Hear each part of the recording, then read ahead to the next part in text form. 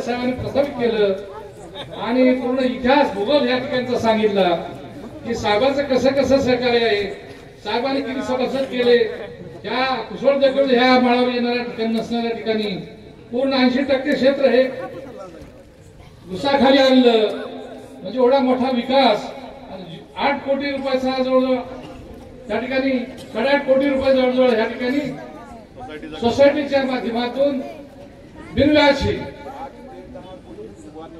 वाटप केलं. बिनव्याजी बिलकुल 1 रुपया न घेता त्या ठिकाणी यांचं काम जे बघत आहे मी या ठिकाणी साहेबांचं आदरणीय विलासराव साहेबांचं स्वप्न होतं की माझा जिल्हा हा कृषी प्रधान झाला पाहिजे, माझ्या जिल्ह्यातील शेतकरी हा स्वतःच्या पायावर उभारला पाहिजे, माझ्या शेतकऱ्याला काम मिळालं पाहिजे, माझ्या शेतकऱ्याला ऊस हा कारखान्याला गेला पाहिजे. म्हणून ह्या ठिकाणी एक कारखाना पण उभा केला. मला खूप आनंद वाटतो. या ठिकाणी अनेक पदार्थावर ह्या ठिकाणी साहेबांच्या माध्यमातून ह्या ठिकाणी झालेले. म्हणून आदरणीय विलासराव साहेबांना विकास रत्न म्हणतात. त्यांना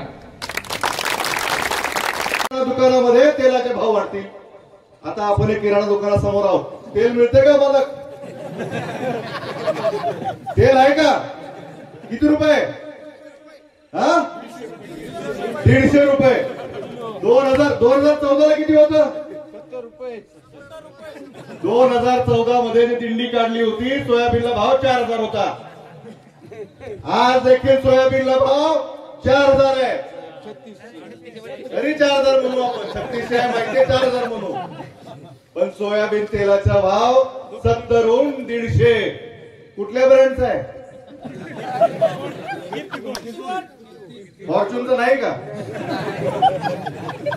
तर हे सगळं जे नफेखोरी चालू आहे, कुणासाठी चालू आहे हे आपण लक्षात घेतलं पाहिजे. प्रत्येक गोष्टीवर जीएसटी. लागवडीला आता 6,000-7,000 रुपये चाललेत, मजुरी 6000 चालली आहे, बेण्याला जीएसटी, खताला 400चं 1700, हे सगळे वाढवले. पण आपल्याला मात्र काही दिलं नाही.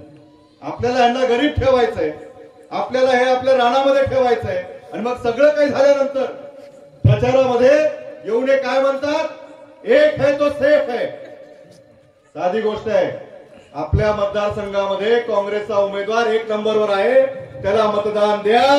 आणि तुम्ही सगळेजण लातूरकर काँग्रेस है तो देश सेफ है ह्या भूमिकेतून काम करायला लागलं पाहिजे. येत्या 20 तारखेला सर्वांनी नंबर 1 बॅलेटवर हाताच्या पंजासमोर मतदान करावं. भरघोस असा आशीर्वाद माझ्या मागे आपण उभा करावा एवढी विनंती करतो. थांबतो.